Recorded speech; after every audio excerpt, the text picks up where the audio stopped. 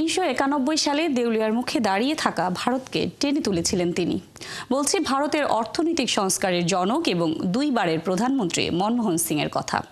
শুধু যে অর্থনৈতিক পতনের হাত থেকে রক্ষা করেছিলেন তা নয়, বরং ভারতকে বিশ্বের অন্যতম প্রধান অর্থনৈতিক শক্তিতে পরিণত করার পথে তিনি নিয়ে এসেছিলেন। বৃহস্পতিবার 92 বছর বয়সে না ফেরার দেশে চলে গেলেন দেশটির প্রধান বিরোধী দল কংগ্রেসের প্রবীণ নেতা। বিস্তারিত তানহা জুলিয়ার প্রতিবেদনে।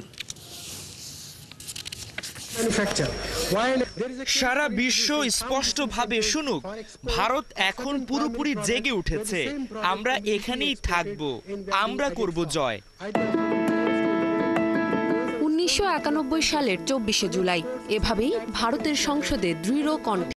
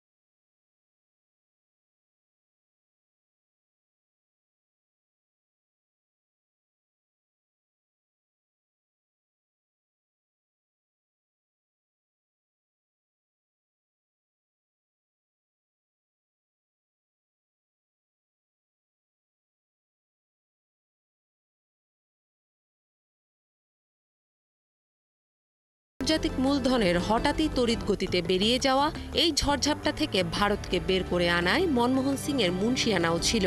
মুক্তমনা অর্থনীতিকে যে ভারতের মতো দেশের উন্নয়ন হাতিয়ার করা যায়, এটা তিনি একদম চোখে আঙুল দিয়ে দেখিয়ে গিয়েছেন, এমনটাই বলছেন বিশ্লেষকরাও। বৃহস্পতিবার স্থানীয় সময় রাতে রাজধানী নয়াদিল্লির all India institute of medical সায়েন্সে শেষ নিঃশ্বাস ত্যাগ করেন ভারতের অর্থনৈতিক সংস্কারের জনক ও সাবেক প্রধানমন্ত্রী ডক্টর মনমোহন সিং। মৃত্যুকালে তার বয়স হয়েছিল 92 বছর। তানহা জুলিয়া, 71।